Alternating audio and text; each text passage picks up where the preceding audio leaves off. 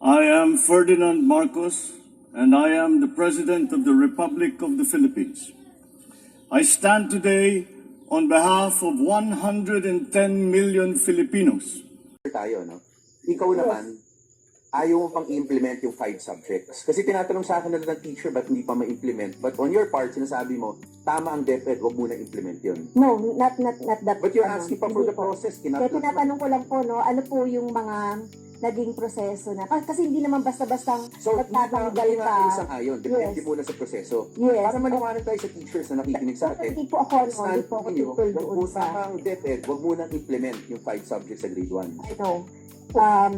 Ang sinasabi ko lang, Mr. Chair, so, ba, katulad sa mathematics, paano nila na-decide na tatanggalin itong mga subject na ito at hindi. So, yun lang naman yung yung Pero differences. sang-ayon po ba kayo? So, okay lang po. Bawasan na yung subject sa grade 1 para yung mga teachers naman natin. Yung Magna Carta for Public School Teachers, nakalagay doon, maximum 6 hours. Tapos gusto natin maraming subjects. So kung talagang we want to be true to our teachers, let's take a stand.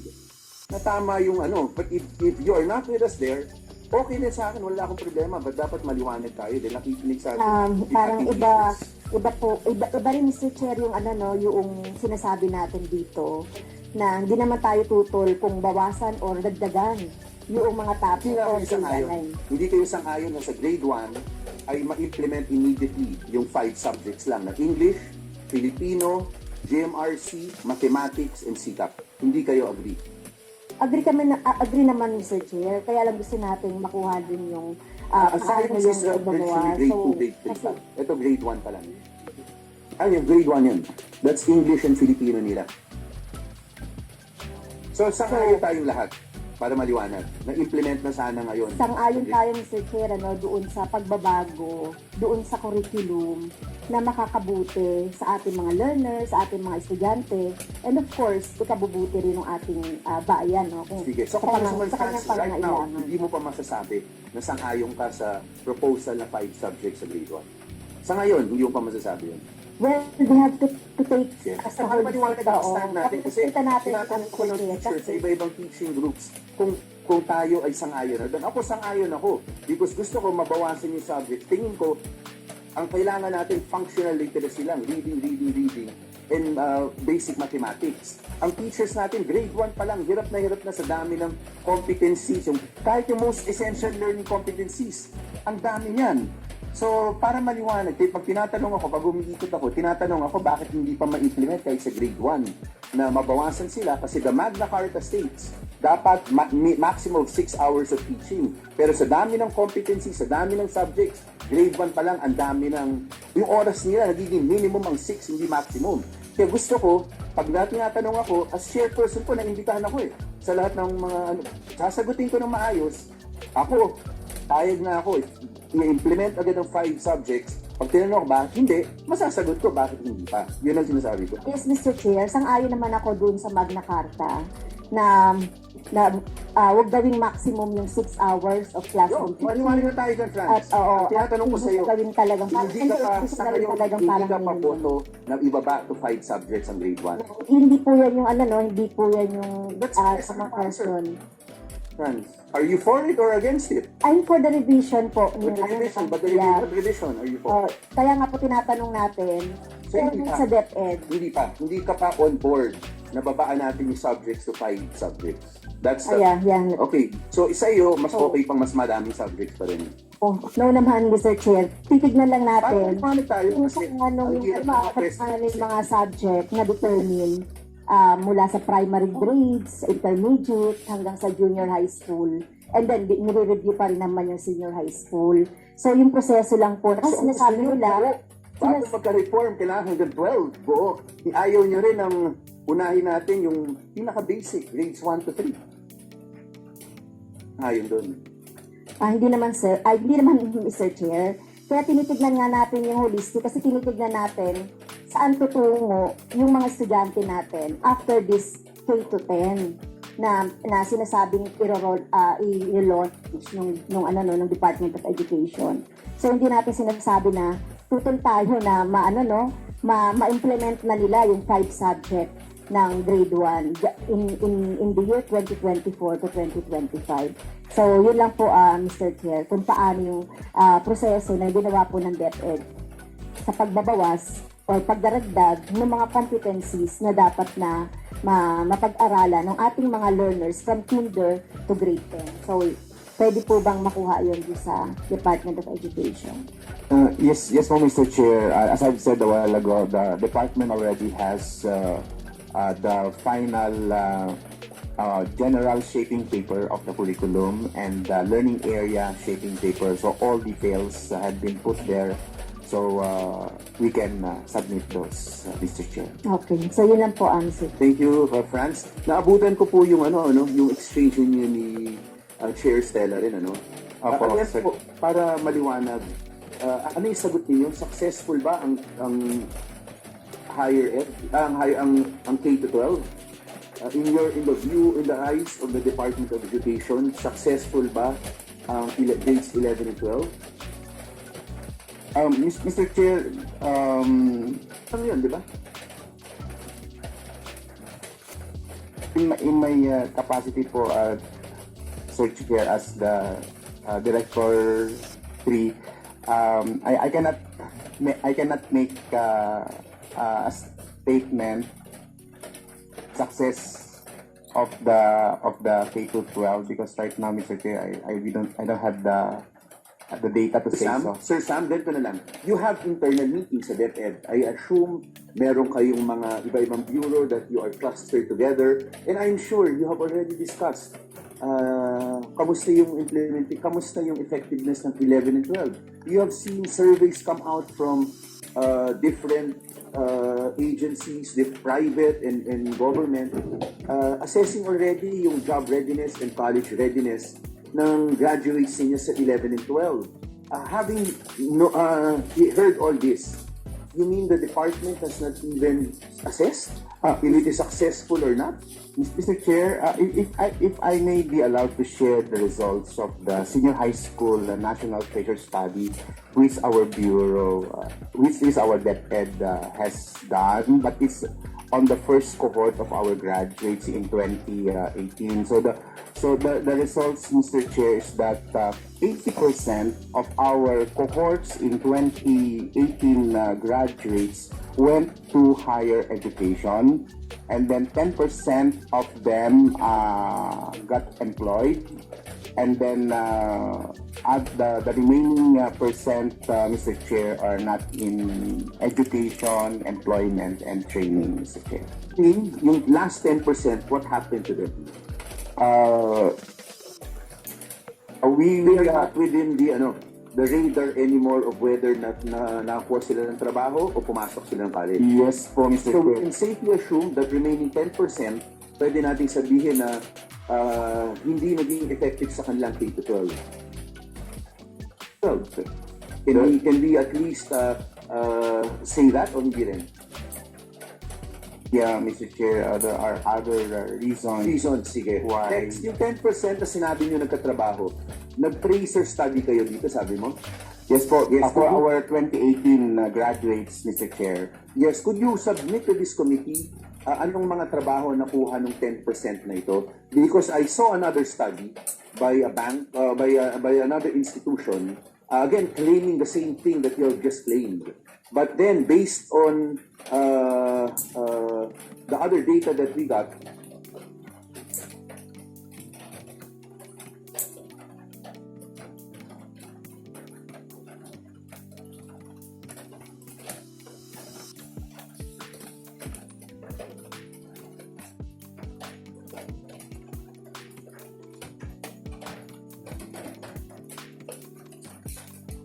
sila nakakuha ng quality jobs. Effectively, the 10% got jobs because talagang may opening. Kailangan pa rin na may magtatrabaho pero hindi quality jobs na nakuha nila. But you're telling us, this committee now, na based on your tracer, yung 10% na yon, quality jobs yon. Meaning they were able to really get high-paying jobs. I mean, kahit hindi high-paying jobs, but jobs that can support their families. Is that correct? Mr. Chair, yes, we'll go back to our data.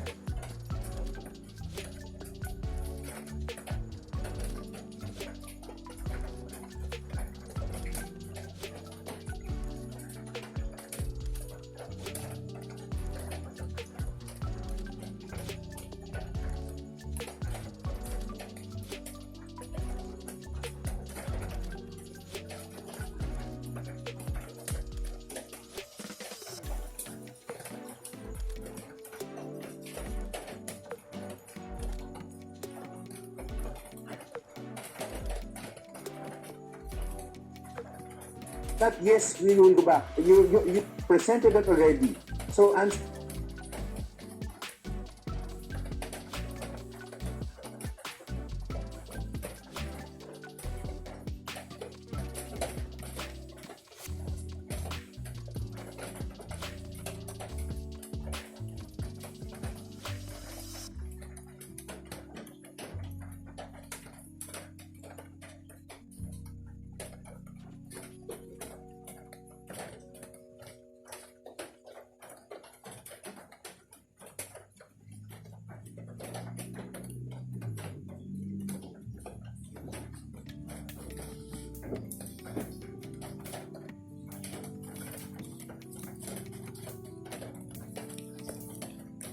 directly, is the 10% that you are saying that got hired, is it similar to the data of that other institution?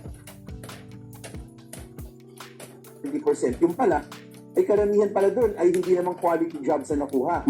Is that the same data that you're referring to? Because yan ang problema eh. We have to admit first kung nasan tayo. Hindi, we should not, we should not paint a rosy picture kung wala naman rosy picture, because even the 80% you're talking about, normal yun. Kasi a Filipino family really wants to have a college degree. Eh, pinutol natin eh. Sinabi natin, wala kang high school diploma. Kung hindi ka mag-11 and 12, that's why talagang papasok ng kolehiyo yun. Not only papasok ng kolehiyo, hindi tugma eh. You get what I mean? Parang, so, you have to be honest with the committee kasi review natin talaga yung K-12. Tinitingnan natin kung effective siya. So yung 10% na nagtatrabaho, ano yung klaseng trabaho na kuha nila? You get jobs na below minimum wage yung binayad sa kanila or hindi? Mr. Chair, we cannot. I cannot say that it's really quality jobs, but because there's a PIDS study that enumerated some jobs where our senior high school graduates got, and most of them hindi po din po siya talaga high-paying jobs. Effectively, yung 10% na yan, hindi tayo happy. Because they did not get even minimum wage, di ba? Karamihan sa kanila, hindi naman nag-minimum wage. Sinabi lang natin, yung data na present niyo or i-represent niyo, which I think I saw already, yung sinasabi lang, nagkatrabaho. Yes. Pero yung iba pa nga, below minimum wage yung kinita eh. Di ba? So, I hope, na Sam, ano naman tayo dito eh? We're all in the same team eh. Gusto lang natin, we're all in the same team. Philippine team tayo. Gusto natin masigurado quality education. And we have to make adjustments. Let's do the adjustments. But we need everyone to be honest with their answers. And yung mga data, pag-aaralan din natin para pag-present natin dito, maayos so members would know how to proceed. So Sam, you'll submit those, but please, take a look again, kung umabot talaga sa minimum wage, yung kasi ang pagkaintindi ko, pagkaalala ko, marami doon, may jobs talagang available eh, yearly eh. Walang choice eh. But ang problema, meron mga hindi nakakuha doon ng minimum wage pa nga. Hindi yun eh. Because talagang available yung jobs, di ba? So, we have to, ang prinamis ng 2013, noong 2013, sabi ng Department of Education, job ready, college ready. And we assume that in 2013, quality ang sinasabi nila. So, yun yung dapat natin objective. Pangalawa, sinabi mo kay Chair Stella kanina na meron kayong Bureau of Educational Assessment which gives the NAT exams? Yes po, Mr. Chair. Yes. O pag nakuha nila yung NAT exam, tell this committee anong ginagawa next ng Bureau of Educational Assessment. The Bureau analyzes the results, Yes. Mr. Chair, and provides us feedback. Who's us? Bureau. Within the department. Kasi us ka, sinabi mo us. Opo, yes sir. Who? Mr. Chair. Yes, who? Who is, kanino nga ina-advise ng Bureau of Education Assessment? I'm sure, Mr. Chair, that Sure? Or you know? Sino nga? the Bureau of Education Assessment based on its policy guidelines that it communicates the results to everybody, Mr. Chair. Kanino pinaka-importanteng mabigay yung results ng assessment? to our learners and their parents? No, what bureau? I'm asking what bureau. Kasi mag-a-adjust dapat yung curriculum ninyo based on the education assessment. That's a tool. To be honest with you, Sam, ang intindi ko kasi, marami kayong bureau. Ang nangyari ngayon, Bureau of Education Assessment, na binibigay nila yung NAT, ang problema, hindi na tra-transmit.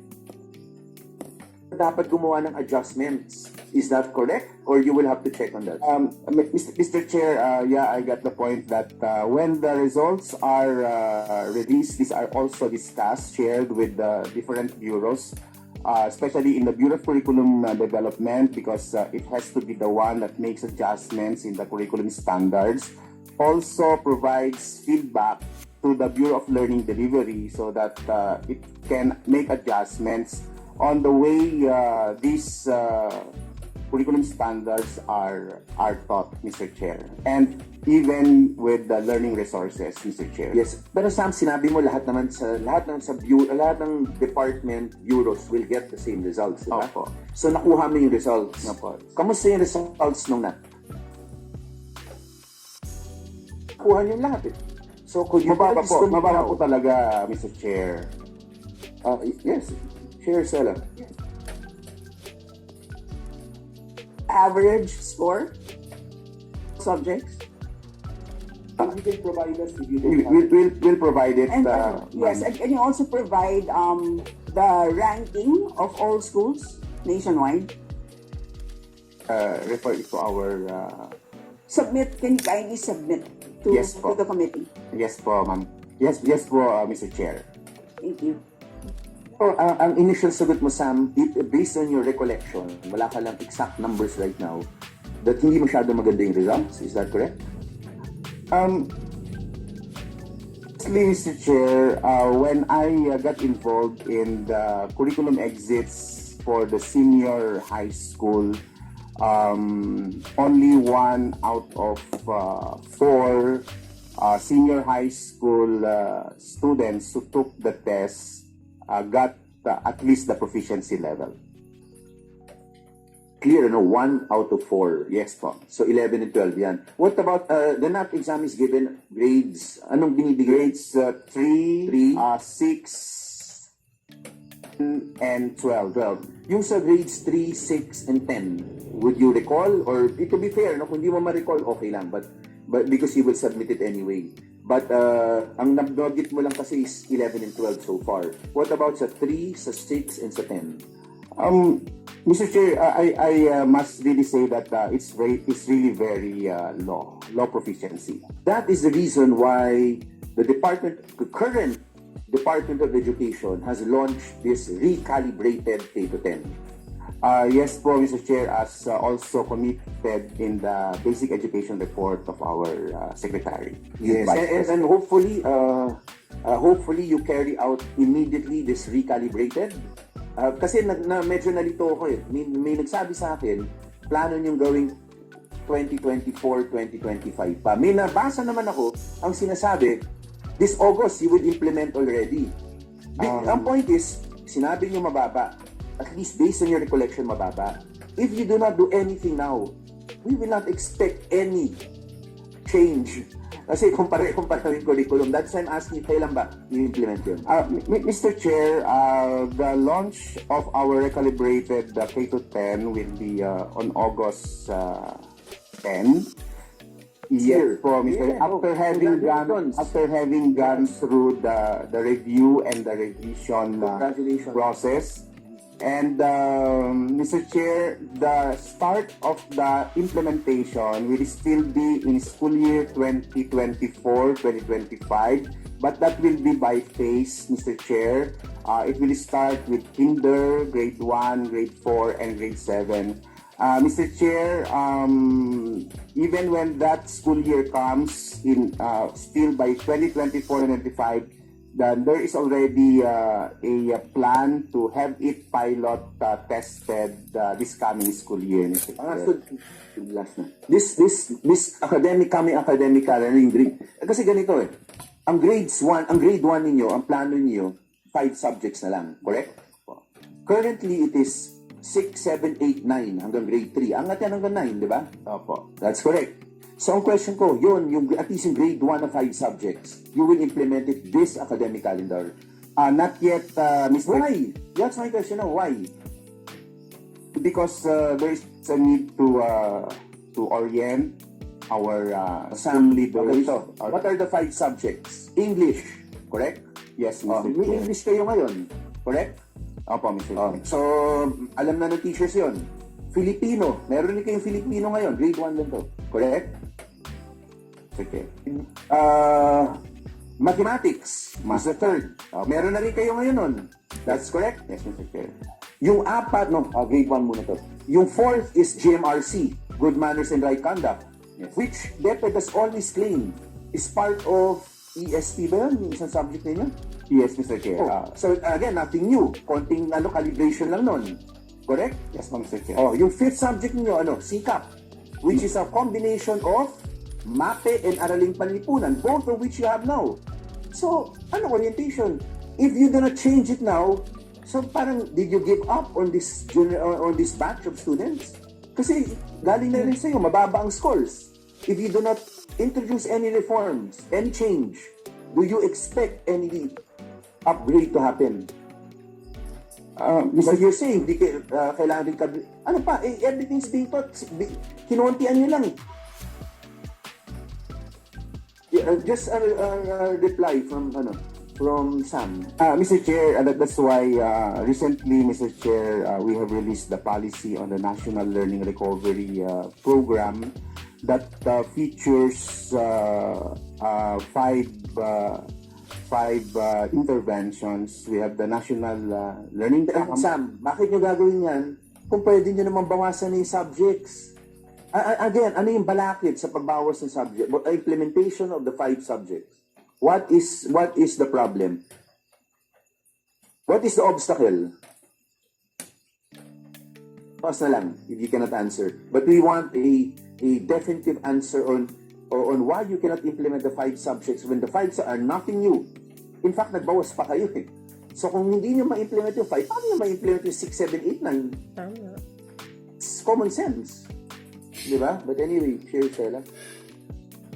Mr. Chair, so what I was asking Sam earlier is, what will happen if yung exam na binigay ninyo sa grade 10 students noong 2015 ay ibigay ninyo sa grade 12 students ngayon?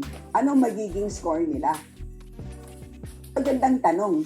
Kasi kung mas mababa pa doon sa nakuhang score ng grade 10 noong 2015, ang ibig sabihin nun ay talagang maliwanag pa sa alas 8 ng umaga na talagang hindi effective yung K-12. Kasi ibig sabihin, talagang hindi naging productive yung dagdag na 2 years. Tama. Sabi ko na that's the simplest way to check if effective yung K-12. Tanggalin na lang yan. Kasi you're comparing apples and apples. I mean, that was, I don't know if you understood what I was saying earlier. Mr. Chair, I think, yes, I will refer Kasi ang problema, when you did not, that's a separate test, diba? That's a new test now. That's a new instrument.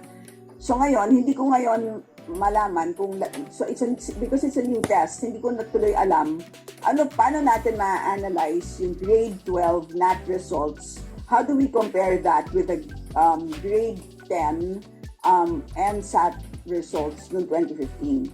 Diba? Mr. Chair, yes, we will take note of the methodology po for determining the effectiveness. You need to do it nationally, but maybe you can do it for a small sample, just to check, right? Yes po. When was the NAT exam introduced? Iba yung exam, when was the NAT one? The one that you currently are doing now? I'm not sure, Mr. Chair, about Matagal na rin yung NAT exam. the year. Yan eh. So I don't see the point. Di ba nung araw, NSAT? NSAT, Nung araw, it's NSAT eh. But you rename it lang or that's the same thing? There was, It's under K-12, right? yes po. Yung Yes. NSAT is pre-K-12. Before, yes po, Mr. Chair. Is there a difference between the exam questions you asked or between the NSAT or NAT, or did you just rename it? Only in reference to the curriculum, Mr. Chair. Oo, palagay ko iba na. Because syempre, sa NAT, may dagdag ka na 2 years eh.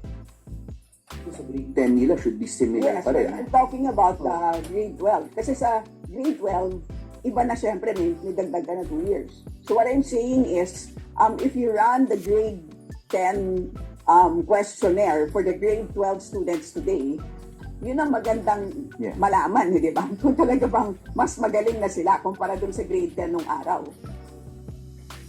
So we will get all these reports in a week's time. Ano ba ngayon? Monday? So fair enough, by Friday na lang this week o kailangan mo 1 week? Una will be an explanation nung you will consult DepEd if you can take the NZAT exam given before nung time ng 2015 to grade 10 students can be given kahit pilot lang to some of the grade 12 students para may apple-to-apple comparison. Second, please advise us ano yung pinakamalaking difference ng NZAT and NAT na ginagawa ninyo. Third, yung results ng NAT exams ng grade 3, grade 6, grade 10, and grade 12. So we also know why reforms are being done now.